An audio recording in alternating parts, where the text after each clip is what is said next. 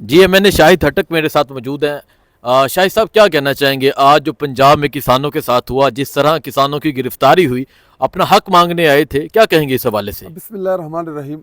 जी, आज का दिन पाकिस्तान की तारीख़ में एक सियाह तरीन दिन है कि आज हमारे किसानों के ऊपर जो बदतरीन तशद्दुद किया गया, उनको जेलों में डाला गया, उनके ऊपर जिस तरीके से रेड किया गया, ये काबिल मज़म्मत है, हम इसकी मज़म्मत करते हैं। जी, एक वो भी दौर था जो मेरे लीडर इमरान खान का दौर था कि जब वो किसानों को अपने पास बुला के उनको बिठाया, उनके मसाइल सुने, वहाँ पे कैंप लगाएं, किसानों वाला एक माहौल बनाया। एक वो दौर था। फिर उसके बाद किसान कन्वेंशन कराया, किसानों से बातचीत की गई, किसानों की बात सुनी गई। और अगर आपको याद हो वो मंजर कि एक किसान बड़ा जज्बाती हो के रो रहा था कि जब उसने देखा कि हमारा लीडर और हमारा प्राइम मिनिस्टर हमारे मसाइल हमारे घर की दहलीज के ऊपर सुन रहा है। जी, हमारी हुकूमत में हमने सब्सिडी दी बिजली के ऊपर, खाद के ऊपर, और हमने गंदम की ख़रीदारी के लिए बेहतरीन किसानों से मशावरत के बाद रेट्स मुकर्रर किए। एक दफ़ा पंजाब हुकूमत ने रेट कम किया, प्राइम मिनिस्टर इमरान खान ने खुद ही डायरेक्शन दी कि जी आप गंदम की ख़रीदारी के रेट्स जो हैं इसको बढ़ाएं।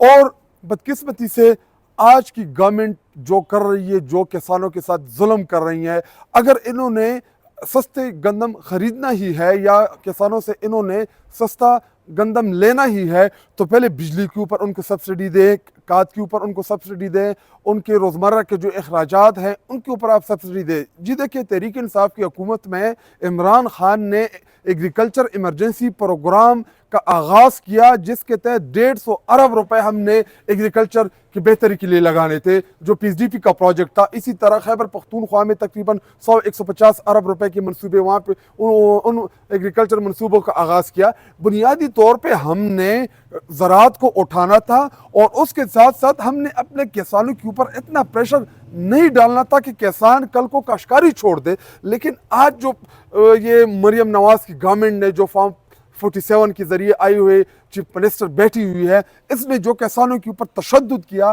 तहरीक इंसाफ और मैं इसकी भरपूर अल्फाज में इसकी मजम्मत करते हैं। अच्छा मुझे बताएं, आपने वो वीडियो देखी होगी किस तरह पुलिस वाले भाग कर जा रहे हैं, जिस तरह किसानों पे लाठीचार्ज किया जा रहा है, उनके हाथों में गंदम के दाने थे, क्या कहना चाहेंगे ये वीडियो देख के? जी देखिए, वो तो अपने फरियाद करने आए थे कि अब अरबाब इख्तियार के पास हम जाएंगे, उनके पास उनके साथ प्रोटेस्ट करेंगे, उनके सामने अपने मुद्दा रखेंगे। मैं वही मंजर मेरे जहन में बार बार उसकी अक्कासी हो रही है कि एक लीडर वो टेंट में बैठ के अपने किसानों के मसाइल सुन रहा है, किसानों के पास जा रहे हैं, उनके खेतों में बैठ के उनकी बातें सुन रहा है, और दूसरी आज वो गंदम के दाने वो ये पैगाम दे रहे हैं इस कौम के कि जी आप हमारी ही मेहनत की वजह से। जी देखिए, किसान पहले गंदम फेंकता है ज़मीन में, फिर दुआ करता कि या अल्लाह ये गंदम उग जाए। उसके बाद जब वो थोड़ा सा बड़ा हो जाए तो फिर दुआएं देता कि या अल्लाह इसके ऊपर जालाबारी ना हो। जब जालाबारी से बच जाए तो उसके बाद वो जब काश के करीब आ जाए तो फिर उसको डर होता है कि या अल्लाह कि कहीं हवा ना आ जाए, मेरी गंदम ख़राब ना हो जाए। इतनी मेहनत के बाद जब किसान गंदम उखा ले, उसकी कटाई हो जाए और उसके बाद उसके ऊपर उनके लाखों रुपए के खर्चे हों और उसके लिए भी उसको कर्ज लेना होता है किसान को, खाद के लिए, मुख्तलिफ चीज़ों के लिए, और उसके ऊपर आप ये करें कि बजाय उनको आप सीने से लगाएं, उनके मसाइल सुने,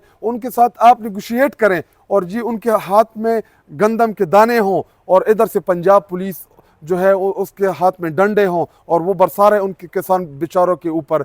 तो ये इंतहाई अफसोसनाक है। अगर हमने किसान को फैसिलिटेट ना किया, हम दावे तो करते हैं कि जी हम ज़राई मुल्क हैं, लेकिन अगर किसान और काश्तकार ने ये खेती-बाड़ी छोड़ दी तो ऑलरेडी हम इतने बड़े फूड क्राइसिस का शिकार हैं। चीनी नहीं मिलती इस मुल्क में, गंदम नहीं मिलता, आटा नहीं मिलता, मुख्तलिफ फूड्स का रिलेटेड हम क्राइसिस का सामना होता है। तो ये बड़ी ख़तरनाक सिचुएशन है इस टाइम। जी ठीक है, बहुत शुक्रिया सर।